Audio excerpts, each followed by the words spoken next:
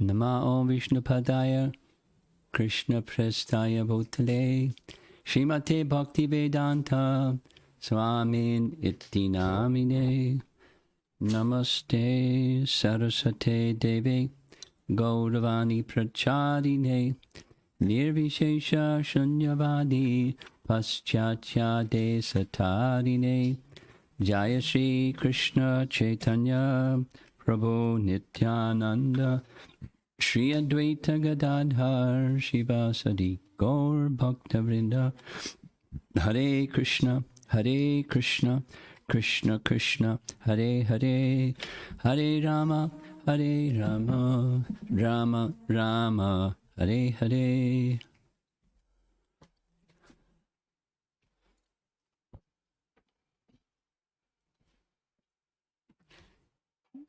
Would it be better if that light was out, or it's fine with the light on?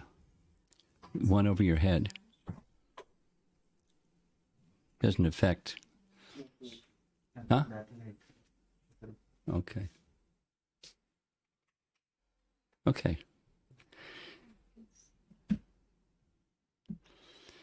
Continuing.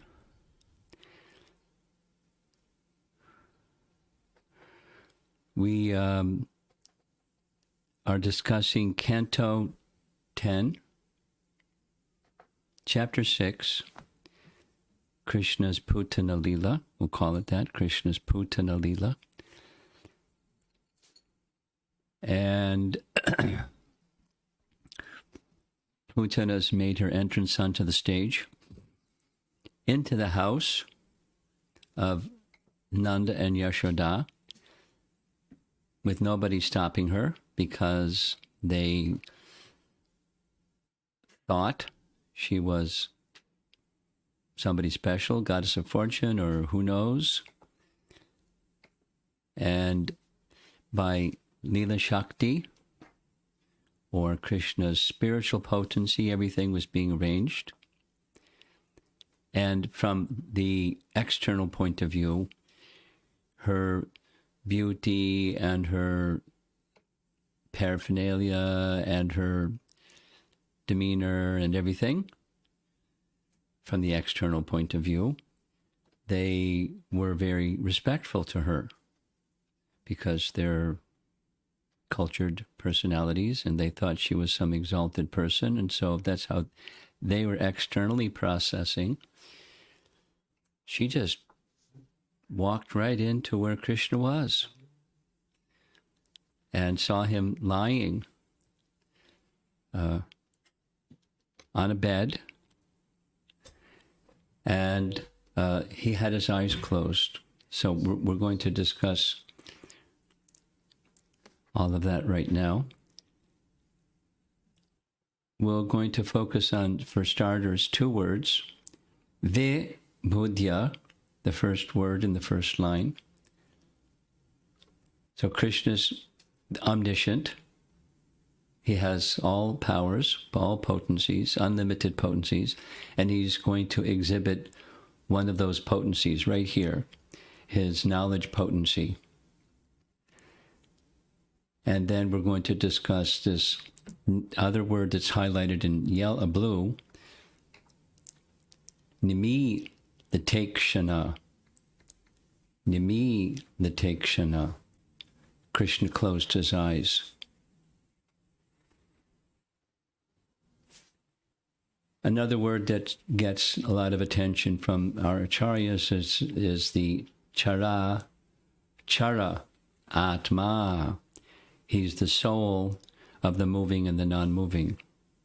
He's the soul of everyone. So the translation of text 8 reads, Lord Krishna, the all-pervading supersoul, that's the Chara Atma, the all-pervading supersoul, the all-pervading supersoul has a small form. He's all-pervading and he has a form. And the form is all-pervading. So it's a contradiction. We've discussed this. The Lord Shri Krishna, the all-pervading supersoul, lying on the bed, understood, Vibhuddhya, that Putana, a witch who was expert in killing small children, had come to kill him. Therefore, as if afraid of her, Krishna closed his eyes. Thus, Putana took upon her lap him who was to be her own annihilation. Just as an unintelligent person places a sleeping snake on his lap, thinking the snake to be a rope. So this is a very interesting verse, and we'll start with this Vibhuddhya. So here's commentary that explains this Vibhuddhya term.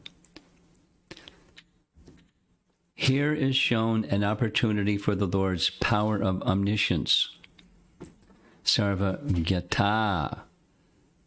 Sarva Gyata Shakti. He has unlimited potencies. This is one of them. And that Sarva Gyata Shakti had some service. So to render service at the time of approaching evil. Though Krishna could understand Putana's identity, he lay there with his eyes closed like a normal child. Important.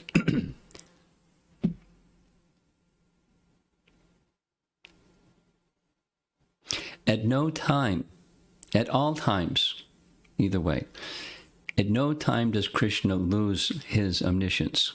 He doesn't. By his own Lila Shakti, he may appear to not know, and it may appear this and that and the other. Even when he appears to be bewildered and other things like that, we should understand he is omniscient. And that's the nature of pastime. It's one of the mysteries of the pastimes of Krishna that in order to understand Krishna Tattva, it's important for us to hear again and again and again and again and again and have a clear picture that he never loses his omniscience. And the next word is he never loses his potency. He's all potent always. Even he's in this little child form. He is all potent and omniscient.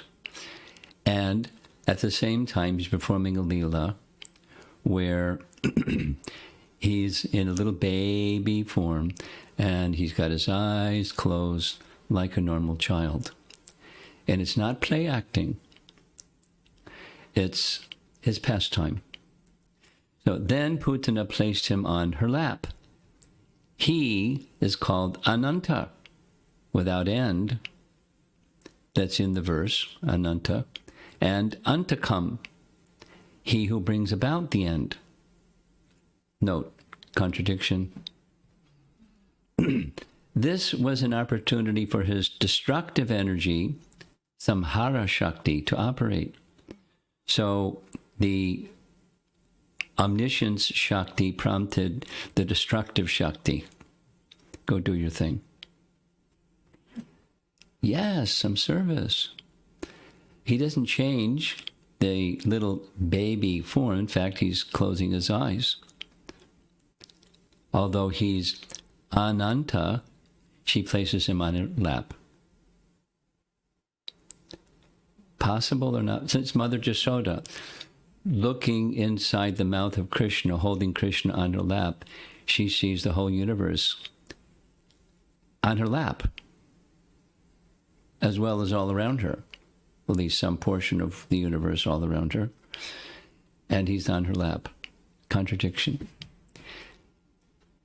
Apparent. Worldly, it's not, these things are not possible.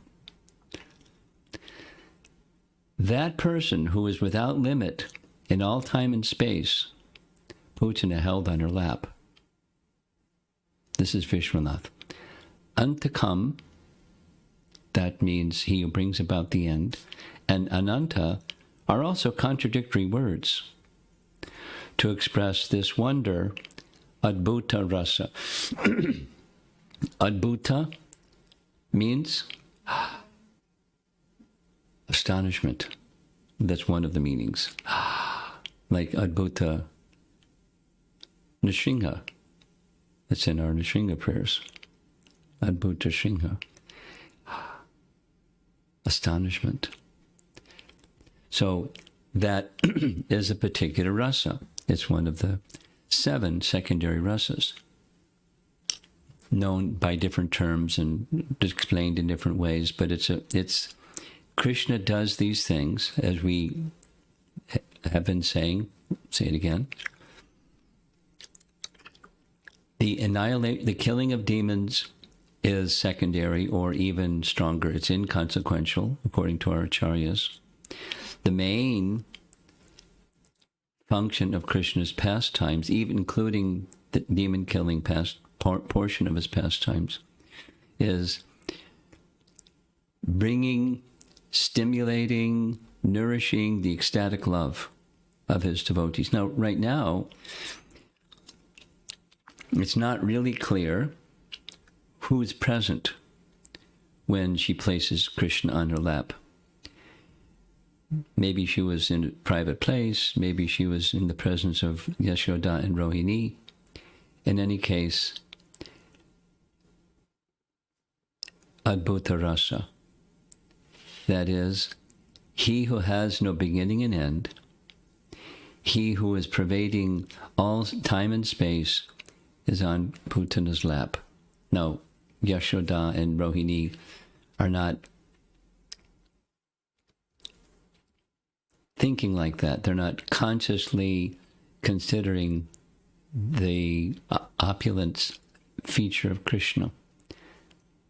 But for our purposes, we are.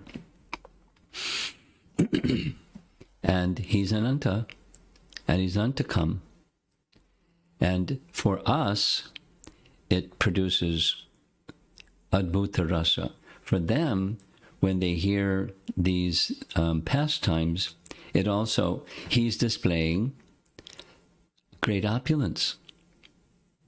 And that's one of the stimulations for them. Wow, how'd this happen? As a foolish person holds a sleeping snake, thinking it a rope, so Putana foolishly held Krishna, thinking him an ordinary helpless child. So she was also, there's this contradiction within her. She saw that he was, this is yesterday's verse, he was meant to kill all demons. And yet, at the same time, she's thinking him an ordinary helpless child. So that's this word that's found in the verse, vibodhya.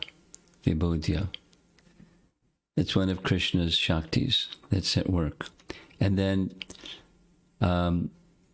the other term that's outlined here, nimi Kshana. It's derived from a term that describes the nature of the Supreme Lord. One of the names or one of the qualities of Vishnu is Animesha. Vishnu, who does not close his eyes. Remember that word because it's going to be emphasized as we go forward. Animesha. Those of you that like reading Srimad Bhagavatam, you'll remember this 4th verse of Canto 1, Chapter 1. Naimishe Animisha Kshetra. The Naimisharanya is Animisha Kshetra. It's the abode of Lord Vishnu. Animisha Kshetra. The translation in Prabhupada's Bhagavatam. In a holy place, in the forest of Naimisharanya, that's Animisha Kshetra, the great sages headed by Shaunaka assembled. There's Sutta speaking with his right arm raised, and there's the assembly with Shaunaka with a big beard in the front, and the other sages assembled. And the place that they assembled was Animisha Kshetra. That's the abode of Vishnu, or the abode of Narayan. That's the meaning of Naimisharanya. That's the meaning. The abode of Vishnu. Now we're hearing in this verse, Ni milita ikshana. Ni milita ikshana. Ikshana, eyes. Ni milita, he closed his eyes. So then comes a whole lot of commentary on why did Krishna close his eyes? Instead of animisha, he's nimisha.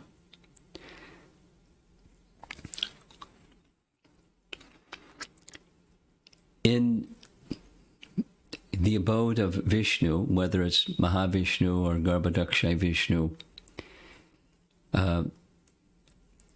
he is animisha, or the supersoul. His eyes are half closed, but not closed, just like a yogi is supposed to. Chapter 6, eyes half closed. So he never closes his eyes, but he's in yoga nidra, with his eyes animisha, not closed. But here's Krishna closing his eyes. So why? If he's animisha, why nimisha? That's the question. And make a reference to the discussion between Sarvabhauma Bhattacharya and Chaitanya Mahaprabhu. I'm sure you remember they had a discussion on Vedanta Sutra, and then following the discussion on Vedanta Sutra, there was the discussion about which verse? The Atmarama verse. The Atmarama verse. And there's a whole chapter in Chaitanya Charitamrita, we'll see in just a moment, where this, in Chaitanya Mahaprabhu's words, Nana Artha Kaya. Nana means various.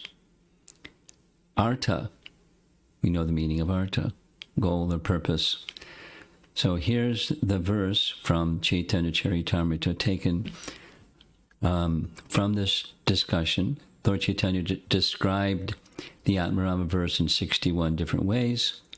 And in his own words, Krishna Tulya Bhagavata Vibhu Sarvashraya Pratishloke Prati Akshare Nana Artakaya. Nana Artakaya. In the word for word, Prabhupada's translation of this, there are various imports, or the translation of the sentence spoken by Chaitanya Mahaprabhu, Srimad Bhagavatam is as great as Krishna, the Supreme Lord and shelter of everything. In each and every verse of Srimad Bhagavatam, and in each and every syllable, there are various meanings. So with that authoritative reference to support the various meanings of why Krishna closed his eyes, we're going to have a little fun with our acharyas as they are giving their realizations on the various meanings or various imports of why Krishna closed his eyes. He who doesn't close his eyes closed his eyes. And this is Prabhupada's purport. Some say that Krishna closed his eyes because he did not like to see the face of Putana, who had killed so many children, and it would now come to kill him. He just didn't want to see her face. Others say that something extraordinary was being dictated to her, and in order to give her assurance, Krishna closed his eyes, so that she would not be frightened. And then comes a whole host. Get ready for some other suggestions.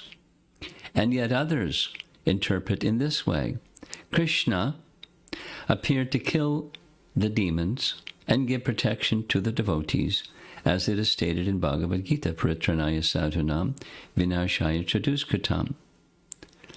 Fair enough. Why did he close his eyes? The first demon to be killed was a woman. Krishna was obliged to kill the demon Putana. And because the killing of a woman is forbidden according to Vedic Shastra, he could not help but close his eyes. That's some Acharyas speak like that. Here's further. Another interpretation is that Krishna closed his eyes because he simply took Putana to be his nurse. Putana came to Krishna just to offer her breast for the Lord to suck. Krishna is so merciful that even though he knew Putana was there to kill him, he took her as his nurse or mother. Now we're going to hear Jiva Goswami's list. There's 5. He did this in order to show fear of her by acting as a small child, or in order to avoid seeing such an evil person, which is similar to what Prabhupada wrote, in order to avoid overpowering her with his glance. We're going to hear that a little bit differently expressed shortly. In order to hide his embarrassment in killing a woman, even though she would be greatly benefited, since he was an ocean of good qualities. Or he closed his eyes in order to avoid seeing the ghastliness of her death. That's Jiva Goswami's list of 5 in his commentary. Here's Vishwanath Chakrabarti Thakur. He gives this Sanskrit to show his fearlessness as a small child, or to avoid seeing such an inauspicious person, which is similar to what Prabhupada quoted in his purport. No cheating can remain in front of the vision of the Lord, and to avoid making the violence become auspicious through the touch of his auspicious glance, he didn't look at her. Here's another. The Lord would have felt embarrassed to kill the lady who had shown the mood of a mother. He wanted to avoid that embarrassment or the shame of killing a woman acting as a mother, and to avoid seeing the inauspiciousness of Putana's death. So there's some similarity, but here's, that was Vishwanath. And now we're going to hear another one, which is very nice. This is Hari Parshad Prabhu's presentation of Hari Shuri's, he calls it realization or commentary about Lord Krishna closing his eyes. There's the Sanskrit. Drishta chet karuna dreshyam anagha syach chokraya bhasmasat. Nice picture also, with Krishna's with his eyes closed.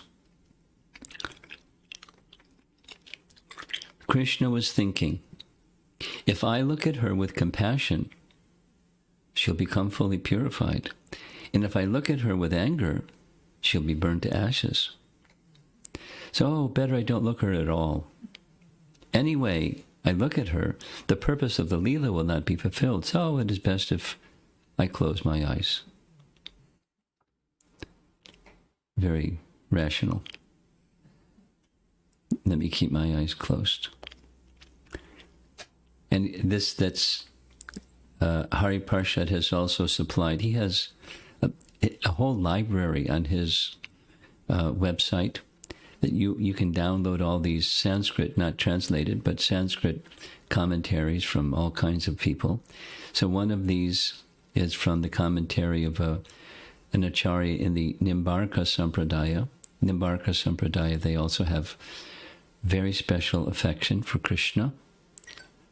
And Sri Sukha Shuddhi's commentary reads, "It is indicated by the Lord here that even if one worships him in deceit, the Lord can still become controlled by such a person." We've been speaking a lot about this topic because it's connected to the Lila of deceptive behavior.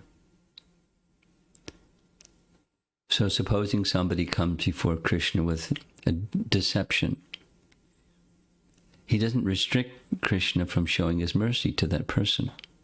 Now, he doesn't have to, but he can, and in her case he did. Here's an elaboration.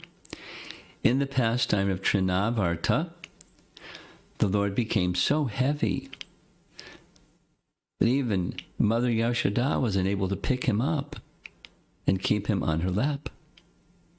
When the Lord wants, he becomes so heavy that nobody is able to pick him up, what to speak of feeding him milk. But he didn't do that with Putana, although the term used in this verse is Ananta. Nevertheless, he allowed himself to be picked up on the lap of Putana. There's this Ananta term, the contradiction. He who is unlimited.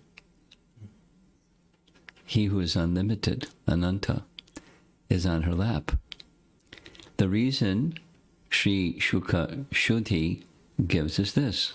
Somebody may be very deceitful, but if that deceiver worships the Supreme Lord in the mood of a mother, the Lord becomes controlled by such a deceitful person also, at least for some time, or he may. This is indicated by the Lord here. That's a little explanation of some of the meanings of the unlimited possible meaning for each and every word of Srimad Bhagavatam, why he closed his eyes. Our Acharyas are having fun and helping us to see beyond the limited. Here's the next text, number 9. Putana, Rakshasi's heart, was fierce and cruel. That's the deception. She came like mother, but her heart was fierce and cruel. But she looked like a very affectionate mother. Thus, she resembled a sharp sword with a soft sheath. Although seeing her within the room, Yashoda and Rohini, overwhelmed by her beauty, did not stop her, but remained silent, because she treated the child like a mother. So it appears they were observing the whole thing, at least from this verse. Whether they were directly observing or if she was in another room and didn't bother. Although seeing her within the room, Yashoda and Rohini, overwhelmed by her beauty, that's the external part, it's the Lila Shakti, that's the internal part, remained silent, because she treated the child like a mother. And here's Prabhupada's comment from his Bhaktivedanta purport. Sometimes a beautiful woman is dangerous because everyone being captivated by external beauty, maya, mohita, is unable to understand what is in her mind. Anticipating, people say, well, wait a minute, these are eternal associates of Krishna. They're not under maya mohita. So we'll hear an explanation. It is a carryover from a discussion yesterday. Those who are captivated by the beauty of the external energy are called maya mohita.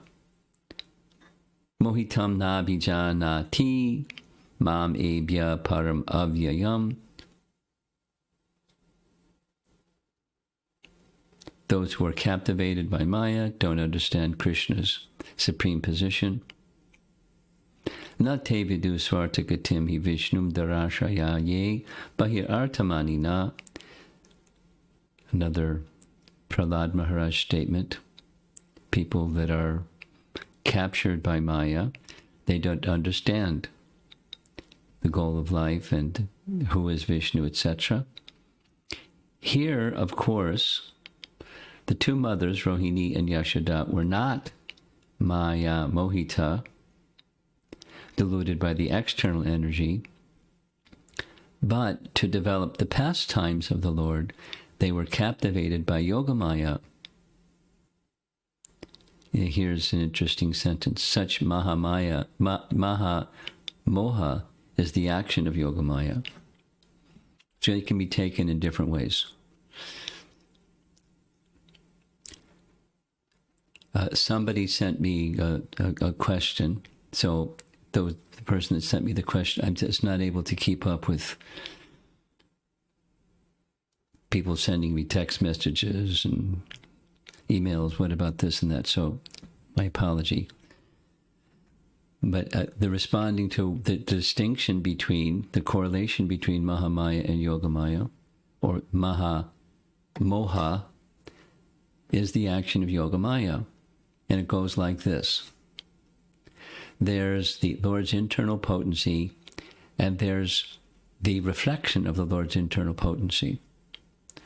Just like in the process of creation, there's Rama Devi, the Lord's internal potency, and there's Chaya Devi, the shadow of the Lord's internal potency, known by different names depending upon the purpose of the communication or the expression.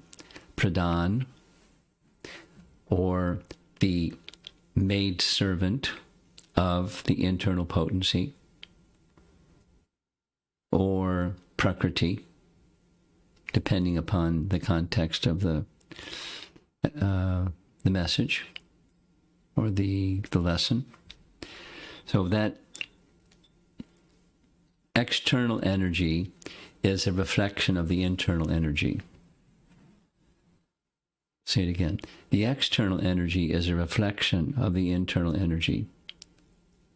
And something that makes it a little bit easy to understand, a little bit easy, is Krishna's birth pastime. When the seventh child of Devaki was in the womb of Devaki, Krishna called his Yogamaya potency, who came immediately. Yes, some service. And he gave her 3. And one of them was transfer Balaram. The other was take birth in the womb of Yashoda. And the third was, when Kamsa tries to kill you and can't kill you, you become the external energy, the internal energy. The Yogamaya potency can become the Mahamaya potency, or Durga, or the deluding potency. But it's one potency and the reflection of that one potency. That's the relation. Like Prabhupada's example, keeping it really simple, electricity is one energy, and it can make something hot or make something cold. The electrician knows how to make it hot or cold. So Krishna is the electrician, and it's his potency, and he can make it do this or make it do that. So for the associates of Krishna's pastimes, Yasoda and Rohini, they're under the influence of Yogamaya. So they weren't under the kind of Maya Moha that living entities who are deluded are under the influence of.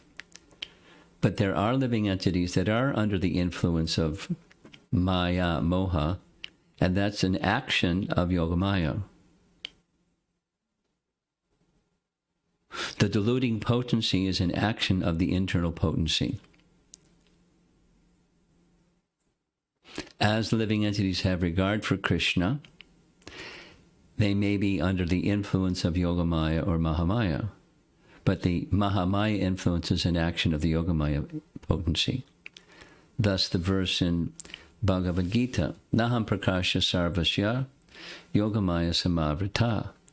I, as a brahmachari, young student of Prabhupada, I always wondered about that verse. How is it that, people that are materialists, they're under the influence of Yogamaya, because Yogamaya is for devotees, and they're not devotees, so how were they under the influence of Yogamaya? And then little light went on. This Maya, Moha, is an action of Yogamaya. It's a reflection of Yogamaya. It's under her jurisdiction. She's not directly involved. It's her expansion or reflection. So that's just, the reflection of an object moves according to the object that's casting the reflection. She is the maidservant of the internal potency. And she does according to the direction and jurisdiction of the internal potency. And she's very powerful because she's under the direction of the internal potency. But external potency. Separated energy, but not separated, not absolutely separated. It's just another energy under the action of Yogamaya. So let's see if we get some discussion on that point. Continuing, here's that same image that you saw before. It's a nice image. There's Putana with Krishna on her lap, looking very beautiful. And in the background is what she really looks like. Nice painting.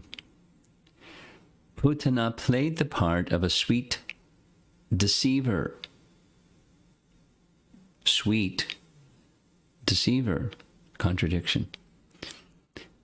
Who outwardly speaks pleasing words, but harbors cruelty within their vicious heart. She exactly resembled a well covered with grass in order to trap a wild elephant. Her attractive form rivaled the jeweled sheath of a deadly sword. Although assuming the form of a desire creeper, Putana posed as a poisonous plant. That's Ananda Vrindavan Champu is very poetic. Practically everything you see is it's like a poem. It's just a very beautiful use of and sweet use of language to describe the pastime. Continuing, why did Yashoda and Rohini not stop Putana? Well, we heard, here's additional explanation. This verse answers the question.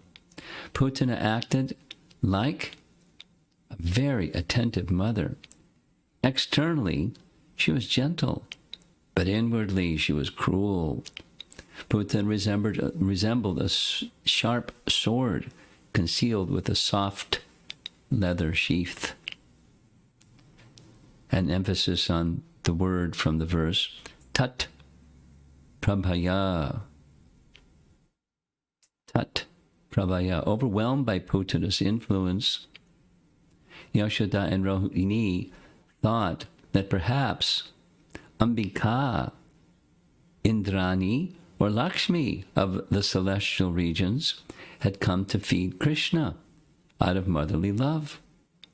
Thus they passively watched her pick up the child. So this is further indication, evidence, or commentary from the verse saying they were actually, this all took place in front of her, in front of Yashoda and Rohini. How bold is Putana?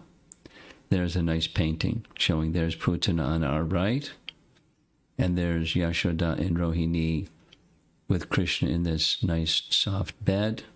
She picks him up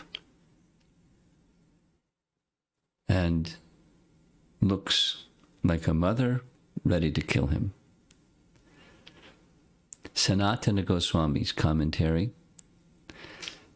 They saw her in the room near the child Antara as the best of women, though she had a cruel heart and had crooked activities. Vama cheshtitam. Now this Vama cheshtitam comes up a few times. So I had to look up the word Vama.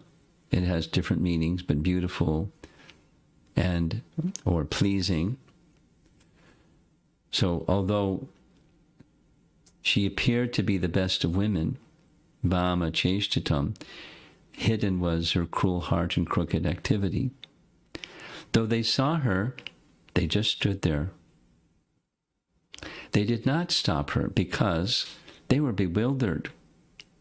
Darshite, by her beauty, since she was affectionate like a mother. Prabhaya. Or they were overwhelmed by the Lord's power. That's his Lila Shakti again, since he wanted to suck Putana's life air. Otherwise, they would have prevented her, and she would not be able to put Krishna on her lap. Alternatively, though cruel-hearted, she had charming actions like a mother, Vama cheshtatam. She did not seem wicked. Evil persons cannot suddenly enter another's house. They had faith that she was a good woman.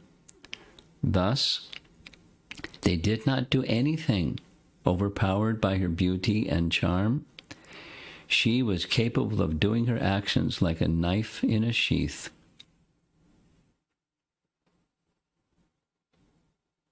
And here's Ananda Vrindavan Champu. Displaying motherly affection, Putana held the baby in her lap. Yashoda and Rohini wondered, is this woman Bhagavati Gauri? Or is she the presiding deity of the material elements? Is she the consort of Indra, the queen of Varuna, or the consort of Agni Dev? Has she appeared here to display affection toward my son? Thinking thus, they did not prevent Putana from offering her breast milk to the baby.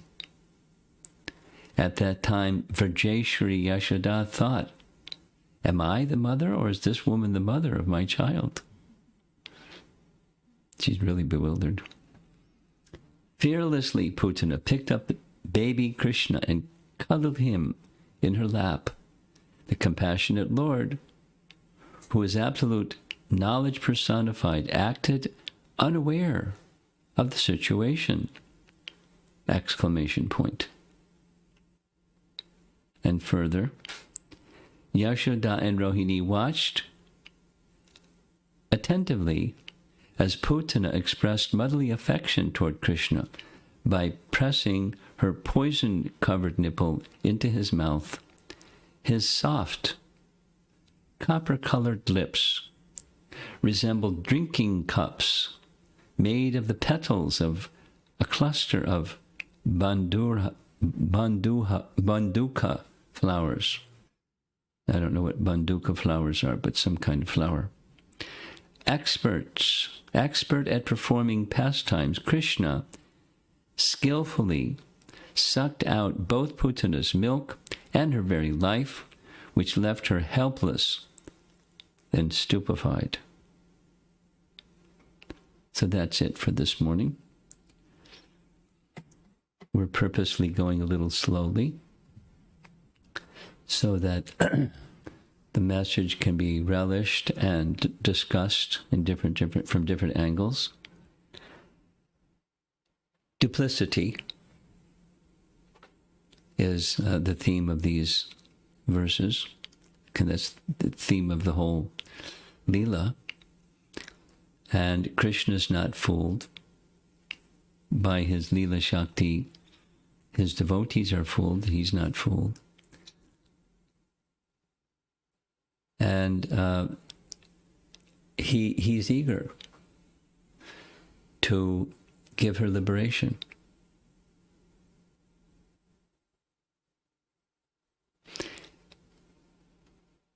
And the other things that we've mentioned, to kill demons, to give astonishment adbhuta rasa to his devotees as they watch the whole situation or come to know of the whole situation. When her body, I checked, the chapter says that her body became 12 miles long. She was knocking over trees for 12 miles. But she went running, although her life air was gone. She went running some distance so it wouldn't harm any of the the homes around Nanda's palace. So she went some distance. And 12 miles. Think about it, 12 miles. Huge body.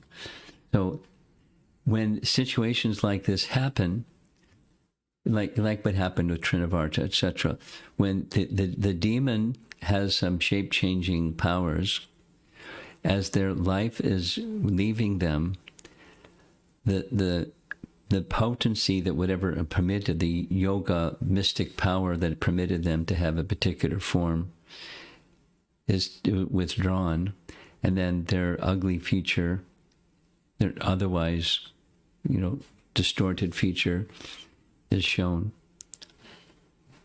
So that happens with Putana also. She's powerful. The poison is powerful. Krishna wants to deliver her.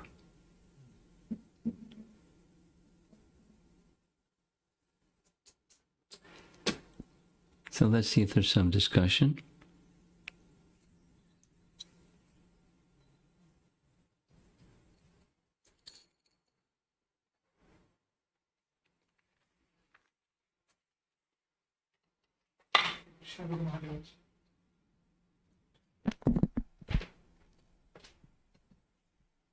Krishna Guru Maharaj, I'm trying to understand the Yoga Maya, Mahamaya you are mentioning. So, at least my mind goes to Mahavishnu's glance is Shambhu. Is that correct? Mahavishnu's glance is Shambhu, yes. But Shambhu is not Vishnu Tattva. Shambhu is not Vishnu Tattva. Shambhu, the glance of Mahavishnu, it's subtle. So let's say this, A or B. Mahavishnu is absolute, and so his glance must be also absolute. So his glance is also absolute, or B. For the purpose of creation, the glance of Mahavishnu, otherwise known as Shambhu, is another tattva because that glance contacts directly Pradhan, and the Supreme Lord never contacts directly Pradhan. Rather, it's like milk in touch with the souring agent, and thus is Shambhu that's not absolute, absolutely one with Lord Vishnu.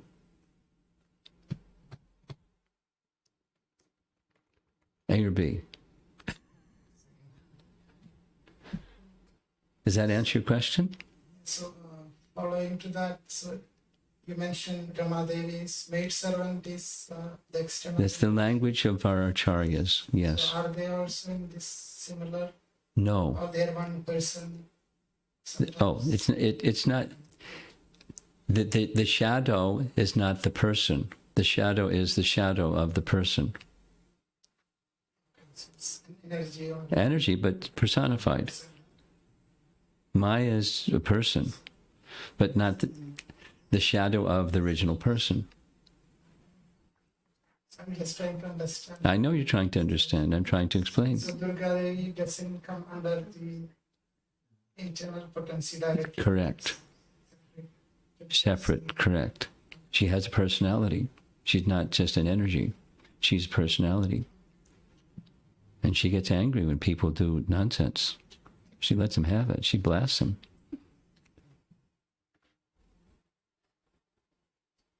So in that Bhagavad Gita verse, you were talking Yoga Maya Samavrita. We can explain in terms of energies. And we should also be aware whenever we're speaking of energies, behind the energy is a person. Now that's not easy to understand, but we should always understand behind that language of energy, there's energetic. There's a person. Now, the last part you said, it's from Bhagavad Gita verse? Yogamaya and Samarita, so is that means the Mahamaya, Mahamaya is bewilders the living entities. But that Mahamaya, the bewilders the living entities, is an expansion of, or a reflection of, or the language that we heard is an activity of Yogamaya. Indirectly. But indirectly is also her activity. I think that makes sense, even though I'm sure this It's subtle, and our consciousness is not always so subtle. But I'm just repeating as I've understood the words of our Acharyas and the words of Krishna. Okay? Okay.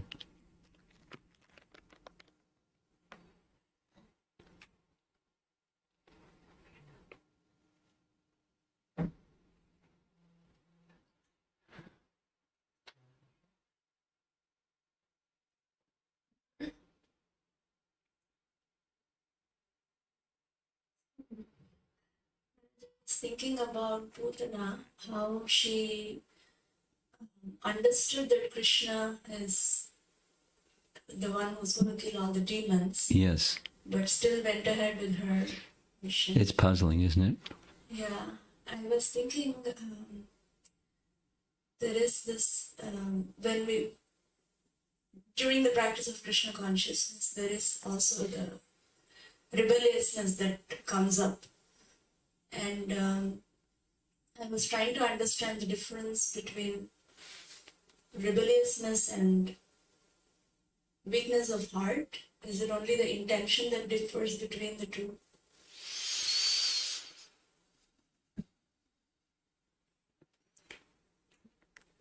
Is it only intention that's the difference between the two?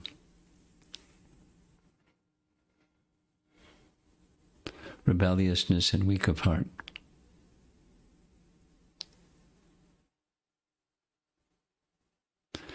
Well, it's not only. I would want to think over this more carefully, but the initial response is it's not just or only intention, because let's say weakness of heart is intention is not wrong, but there's a cumulative effect of having made a whole series of wrong choices, and that tendency to continue to make wrong choices is still there. Residual tendency, and it'll take some time and perseverance for weakness of heart to be overcome.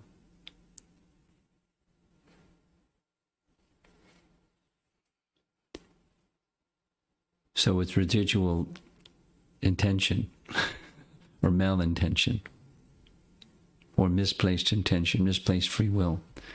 So it's not so simple. It's just, my thought is, at the root, there's, I'm in favor of Krishna or I'm against, malice or not, rebelliousness or not. So there's total rebelliousness, and then there's total submission, and there's all kinds of things in between. And all kinds of things in between, it seems to me, it's a mix. It's not sufficiently strong intention. And in filling that space of not sufficiently strong intention is residual tendencies for rebelliousness. Or saying the same thing in a different way. We are often told, Katvanga Maharaj, in a moment, he achieved perfection. So can we also? Yes. Why not? Well, There's other things going on besides let me take shelter of Krishna completely. So that's a mixed or colored intention. So, residual tendency. I was also thinking if the weakness of heart is more subtler form of rebelliousness. If which Subtler. yeah, that's nice. That's a nice way. Yeah.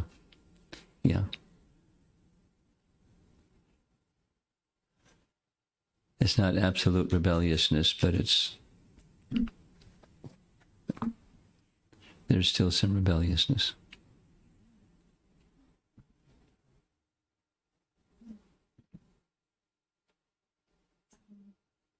I hope I can express this properly. But this word sweet deceiver,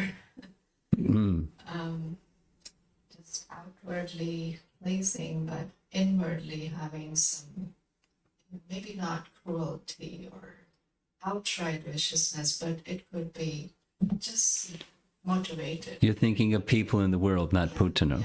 Okay. And when people out there do it, it's much easier to draw boundaries and recognize it and put your limits and so on. But when it happens within the devotee community, especially there's some collective service or something like that. You get close to, and now there's some affection, and then it happens. And not necessarily affection.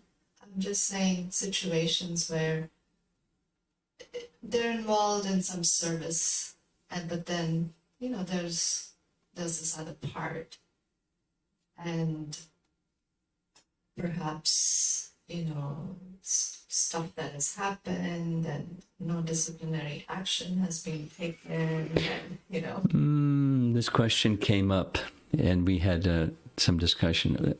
Acharya asked this question. I don't know if she's listening to the class. And there were some people that heard my reply, and they had some questions about my reply, about, circumstances, not just one circumstance, but principle. So it's delicate. Keep going. And so, there's a role we have as an institution, and there's something we need to do at an individual level, Yes. And so I'm wondering, what is, I know Krishna protects based on our desire, but I'm not very clear how to ask it.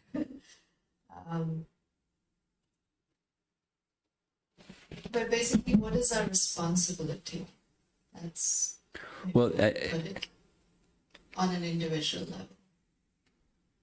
Because it seems just complex in some situations. Yes, it is. And how can I, make sure I stay under Krishna's protection, while maybe I do get enamored sometimes by the sweetness and, the dexterity of the person or something,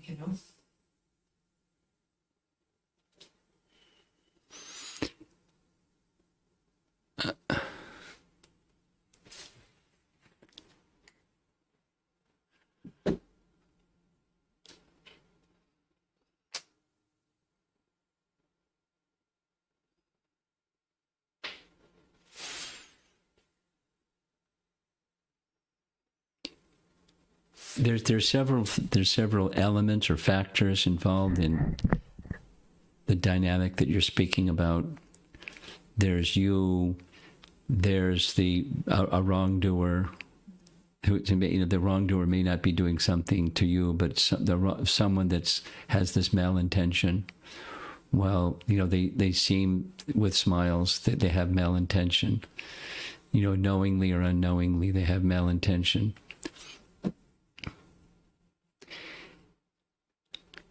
And then there's the leader that, when discipline is needed, must apply discipline. So I was thinking further about this discussion we had with Atulya's question, and it relates to your question.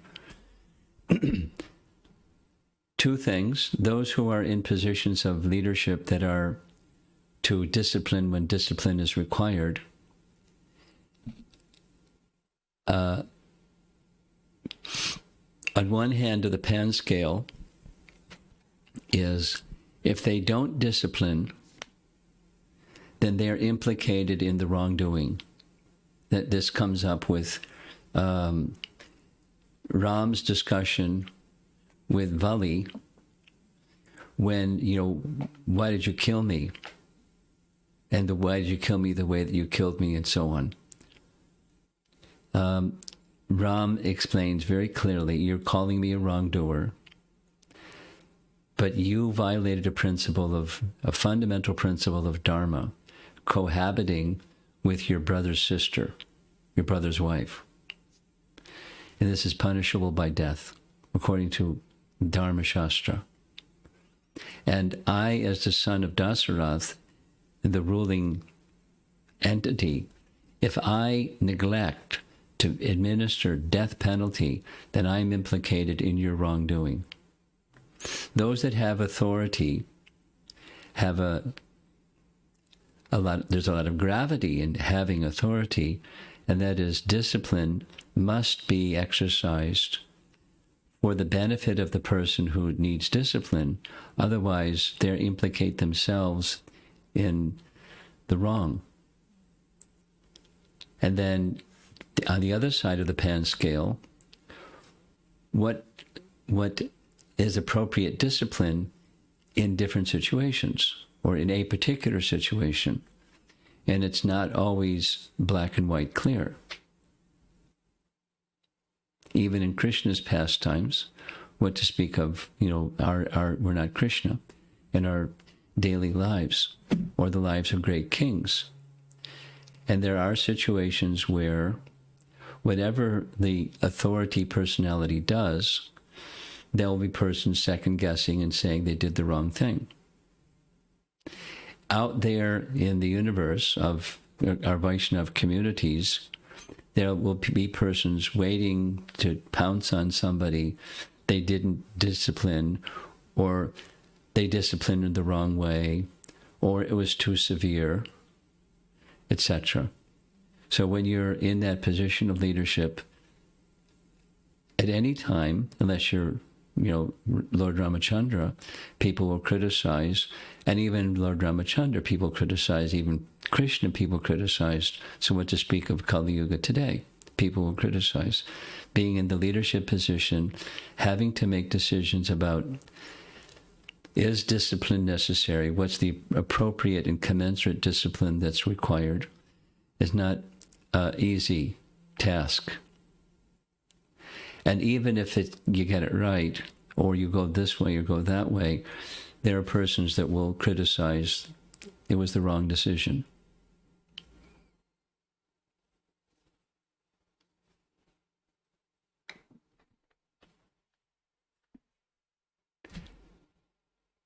Now that doesn't address your question, directly, because the question is multifaceted.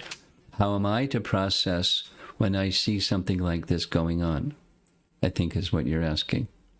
How am I to process when I see there's a discipline-worthy behavior and nothing happens, and it continues and it grows? Like, how am I to process my existence within a community that has that phenomena?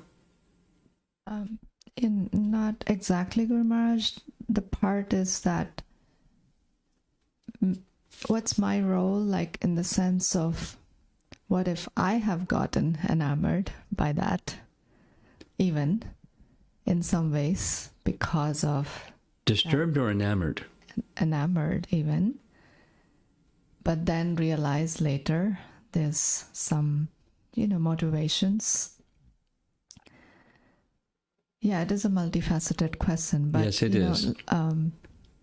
I think, to answer your question, a lot depends on the particulars and, the principal, aside from detail, the principal advice is to center yourself, align yourself with the principle of what bhakti is.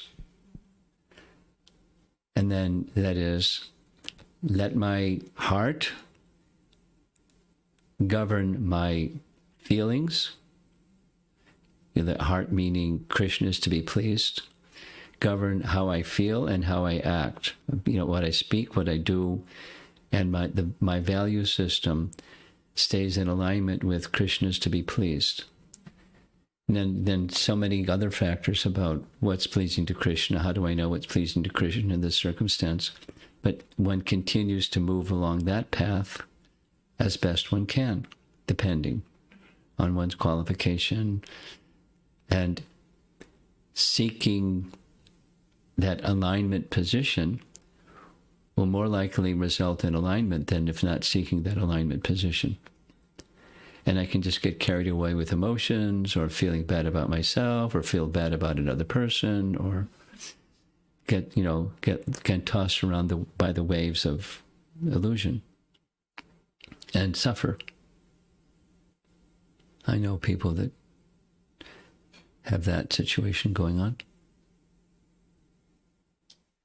Okay, so some online questions. This is from Shamakun Prabhu.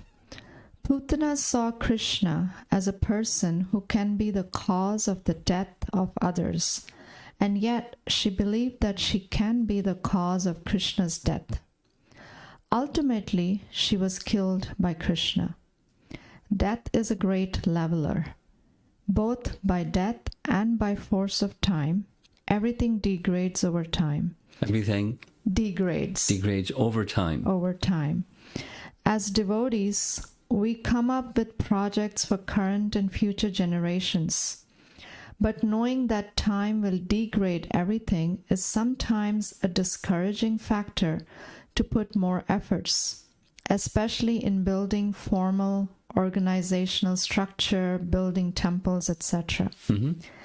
In the light of the above thought processes, it's more captivating to focus our energy only on serving the current crop of devotees and let the devotees whom we serve decide on how they can take the Hare Krishna movement forward. Although this seems a convenient escapist tendency, our acharyas invested significant energy for the upliftment of future generations. Yeah. May I know your thoughts on the above? And then he summarizes it. The essence of the question is how to be motivated to take initiative for endeavors which require a full consciousness while knowing the transient nature of the result of our endeavors. Send me a little message to remind me to send you something that I received from Tamahar's wife, Mantrini, that came from Mother Teresa's wall. Like, it addresses your question. But to summarize, the longevity factor, the beyond the present generation factor needs to be, the beacon light. So you're in a ship and you're at sea and you're navigating your way towards your destination. You must be clear what the destination is. Then are you orienting yourself towards that destination? So you have your tools and equipment and things. And the wind is blowing and the waves are pushing this way, that way. And you just keep on track to get to the destination. That's the multiple generations.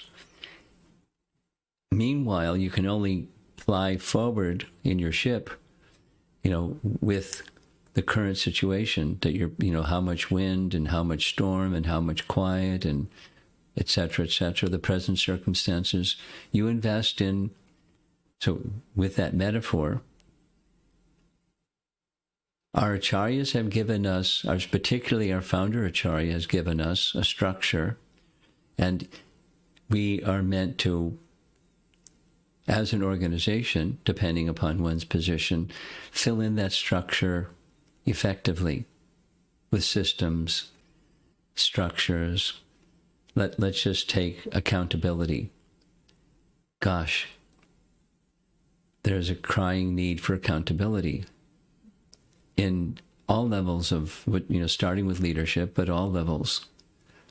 And as an institution, we're not doing very well in accountability. We're doing, reasonably well in outreach and creativity and reaching new people, and then new people come.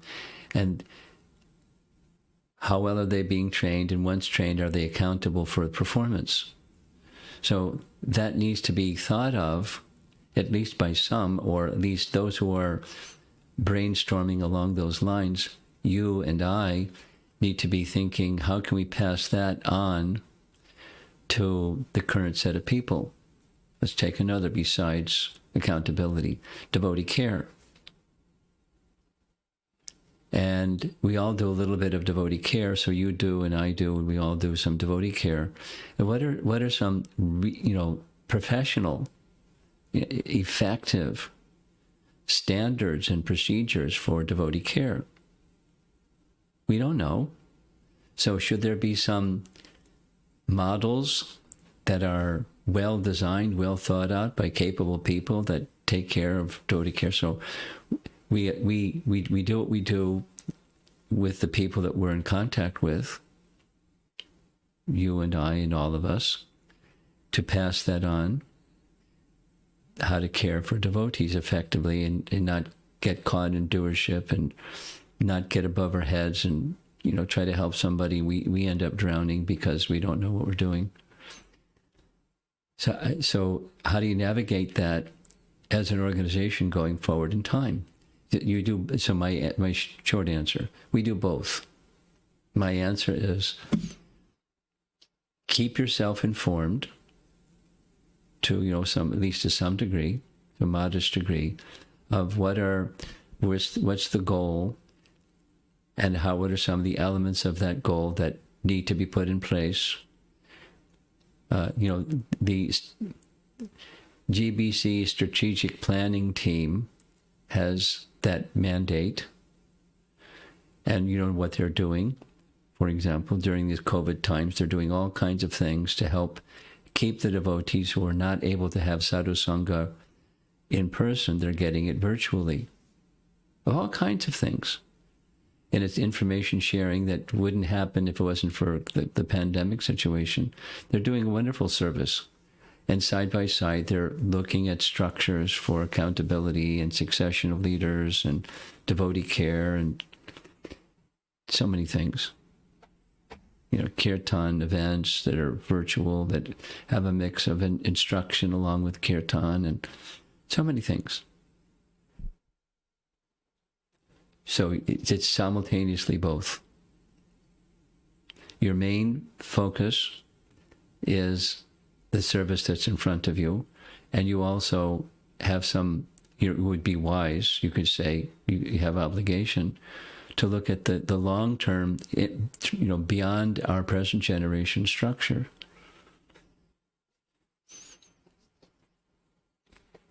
I'll say the same thing in a different way.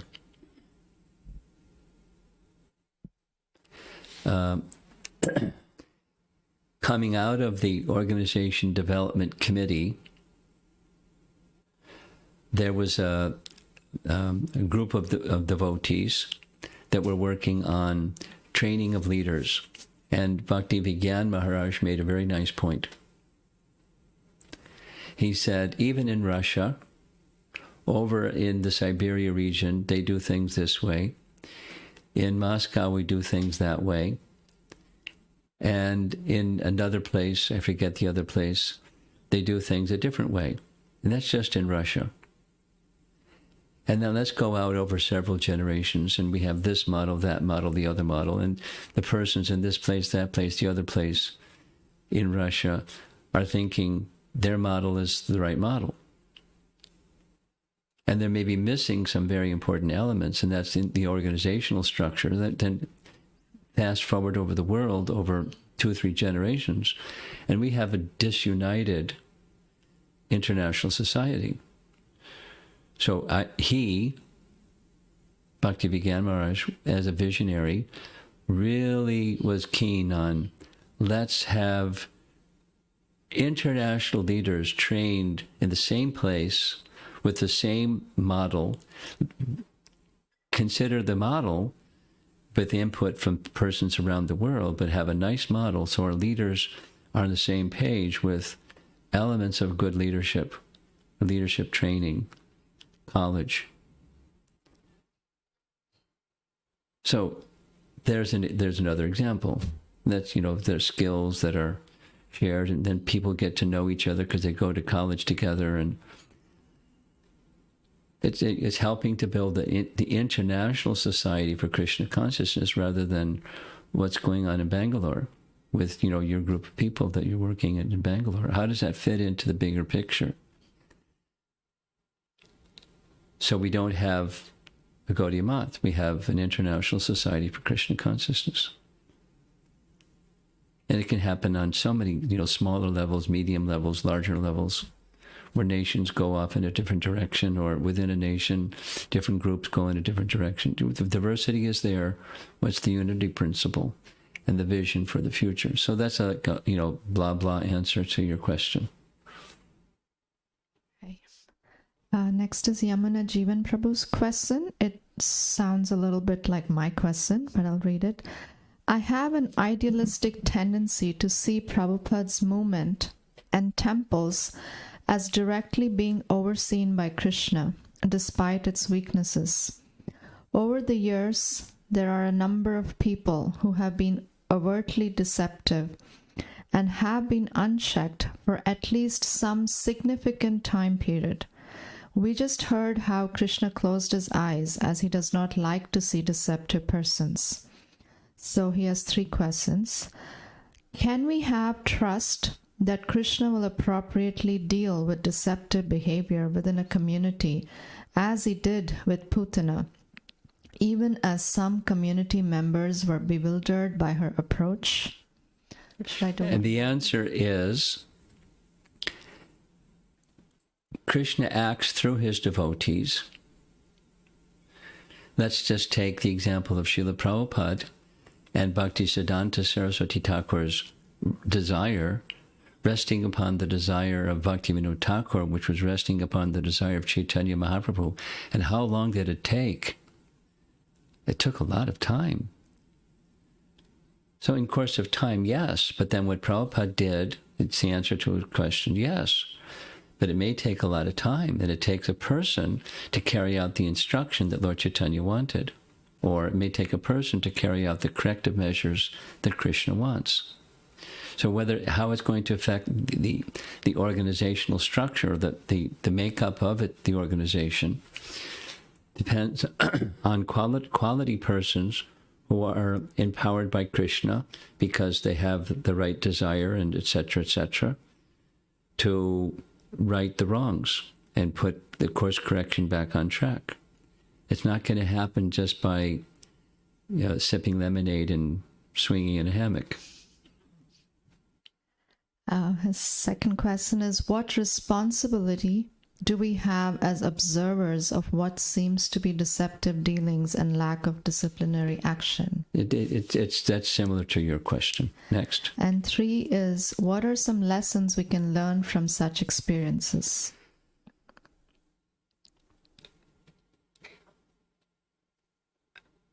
There's multiple lessons from such experiences. One is to have further clarity about what deception may look like. There's varieties of deception, and we've become a little more not jaded, not like hard in heart, but a little bit more aware of where trustworthiness exists, and be cautious and circumspect about where we invest unrestricted trust.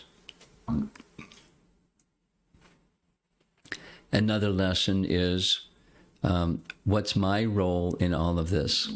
You can ask yourself, or each of us can ask ourselves, what's our role in all of this? The deception topic or factor within a community or within leadership or et cetera, et cetera. What's my role in all of this? And, an option is pause. Another option is I'm checking out. Another option is I'm small. Let me make my small effort, at least in terms of being the non-deceptive person.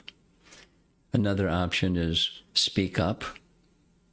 Another, you make a list of options that seem to suit or each one of us, our position, and then with a seed of an idea, you begin to move in a direction that seems to be most appropriate, and see through reciprocation from Krishna if that seems to be what Krishna wants of you.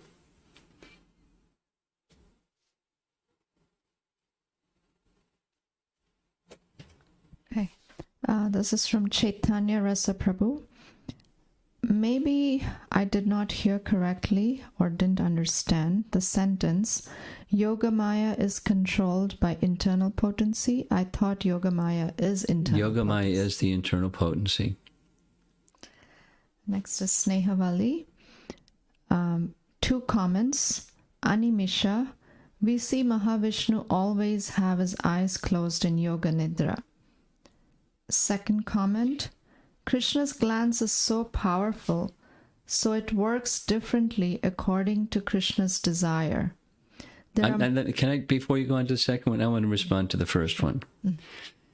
The paintings may be drawn with Mahavishnu with his eyes closed. The fact is, he doesn't close his eyes. He's animisha.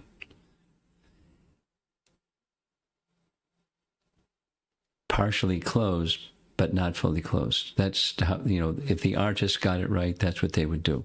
So that goes back to the beginning of the next one. Okay. Krishna's glance is so powerful, so it works differently according to Krishna's desire. Yes. There are many other demons who Krishna saw, but they were not delivered. Yes. But they also may be hard-hearted. It's not just... An example is Krishna's dancing on the Kaliya serpent's hoods. Krishna's touching the head of the serpent that was swallowing Nanda Maharaj, the Vidyadhara serpent. He just touched the Vidyadhara serpent. He was dancing and smashing, making the hoods of Kaliya unrecognizable, totally smashed and disfigured, because he was much more covered, very envious. Now, the Vidyadhara became the serpent because he was envious, but not to the degree. So it's degrees. It's not necessarily, the glance of Krishna is different, but the effect of the glance of Krishna is different upon the receiver of that glance. Next is from Acharya Nishta Prabhu. Mother Yashoda and the gopis, being Nitya Siddha, possessed unrivaled spiritual beauty. How could an ugly witch compare? How could an ugly witch compare? Well, there's 2 answers. She had mystic powers, and she could, make herself into, depending upon the mystic power, she can make herself look very beautiful. And it wasn't exactly, they were enamored in the competitive way or comparative way between their beauty and her beauty. Rather, they're Vaishya cultured ladies that they considered maybe she's a demigoddess or the goddess of fortune, And so they were respectful, not wowed, just respectful, as cultured people are respectful towards elevated people. And then the other is the Yogamaya potency or Lila Shakti potency was acting so that they felt what they felt when they saw her. He has a second question. Do the Nitya Siddha associates of Krishna also possess Satchidananda forms in Gokul as in Goloka? That's my understanding. Their forms are spiritual. Next question, Mahamantra Prabhu. How did Putana remain envious even after touching and taking Krishna into her lap? Is it because of her staunch allegiance to Kamsa? Well, that's because of her contaminated condition, like Kaliya serpent. You know, how much touched can you get? He was touching his lotus feet. He was dancing on his heads. He was, far gone. Putana was far gone. Bhakti Priya Mataji from Naperville. Women and wealth are biggest impediments for a sadhaka in the path towards Krishna consciousness. Yeah. How to not fall victim to these, and how not to become that distraction for other sadhakas? Well, there's the where you go and where you do. Anukul yasha sankalpa pratikul yasha varjanam. Bhakti Priya, you know that. That's the first two principles of surrender. And you consciously choose anukul, that which is favorable, and you consciously dismiss that which is unfavorable. And that's a symptom of something that drives both of those, and that's the shelter-taking principle. Those are angas or limbs of shelter. So when you want to take shelter, you look at this and you look at that, for starters. And according to Bhaktivinoda Thakur's rendering of those principles of surrender, you won't do that unless you're humble. So work on humility and then make right choices. Next is a comment from Sandhya Mataji from Naperville. I am mesmerized by the paintings and the poetry, Guru Maharaj. Never thought Putana pastime can have so much beauty to it. Thank you so much for going in detail and doing this in small portions. Well, credit where credit is due. I imagine Shatarupa spent a whole lot of hours gathering the artwork. Some of those... some of the artwork I added, that's 95%, 90 to 95% is her work. So she knows that I really like visuals because it helps, just as you're describing, to understand and appreciate. The picture speaks 1,000 words, etc. And because it's an important pastime, there's lots of artwork out there, and some of it is really stunning. Sri Radhika, we learned from Srila Prabhupada that the closest to real love within this material world is the love of a mother. Not only did Putana use deception, she chose to use this most sacred of relationships to defile. This makes the deception more gross and unpalatable, even though many other duplicitous or forthright demons followed later in Krishna's pastimes. Is there any relationship or significance of the sequence of demons Krishna kills to the process of our anartha nivritti? The demons in our heart that Krishna kills as time goes on tend to get more subtle. We start with the very gross and then realize how there are miles and miles of subtleties to clean up.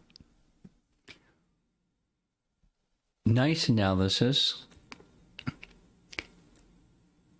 In what I recall from reading Bhaktivinoda Thakur and Bhaktisiddhanta's commentaries on the topic, the sequence, I don't recall more gross gradually more subtle.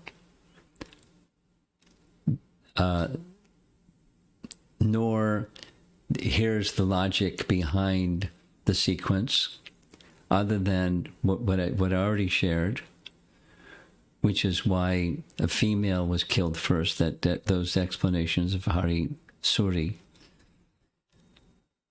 Attraction for asha, wanting to be the enjoyer of sense objects, is pretty fundamental.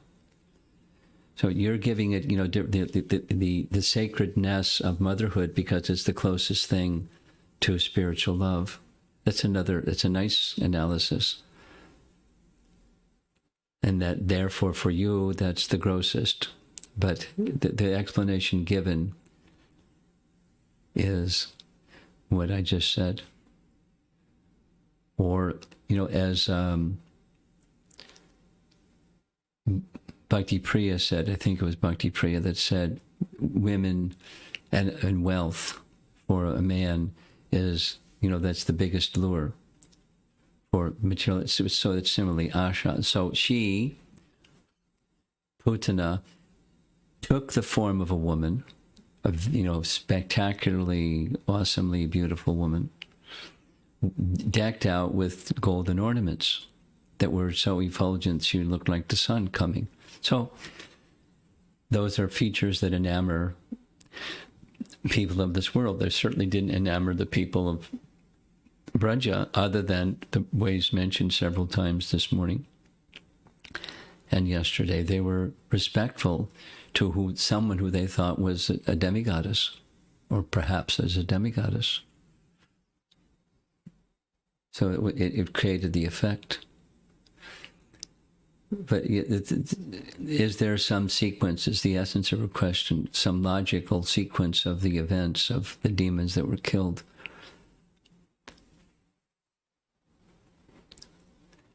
Then you'd have to go through each of the demons, and I don't recall Bhaktivinoda or Bhaktisiddhanta doing like that. Maybe there is.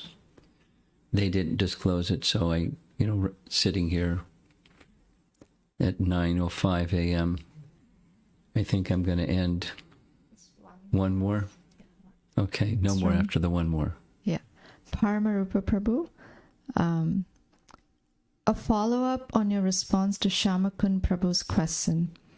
Those in the leadership position, owing to their powerful position, may also have a lack of resilience to look into alternative models, and that sometimes cripples good ideas to be generated and realized bottom up. Yes. Is there a way to address such fallouts in a top-heavy organization like ISKCON? Yes. That's there's different models of, in being responsive to his question. You can find out, if you're interested, the SABHA organization, which is a check and balance against the top-heavy authoritative structure of the GBC. It is by intention and design to be ballast or counterweight for the top heaviness, where through that organization, that entity, it stands for persons. There's a whole structure of different categories, and the makeup of that entity is they review the actions of the GBC and they send suggestions, thoughtful suggestions forward to the GBC from the Prabhus or the gurus, sannyasis, whatever. There's another sangha like that.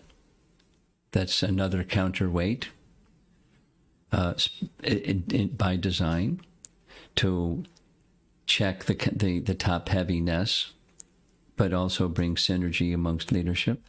And both of those are products of yet a third entity, which I mentioned already, the GBC Strategic Planning Team, a subset of that being the Organization Development Committee. So there's efforts in response to what Shamkund asked, it seems like you're asking, of going forward in time, what's the goal and how to reach the goal in ways better than what we're doing today, tomorrow. And it takes time. And there's, there's shortcomings in what we're doing today to get to tomorrow, and good ideas that don't get heard, and things like that. But there are structures for that evolving and transforming of the society, and one can participate in that rather than feeling disenfranchised and not heard and all those kinds of things. Srila Prabhupada ki.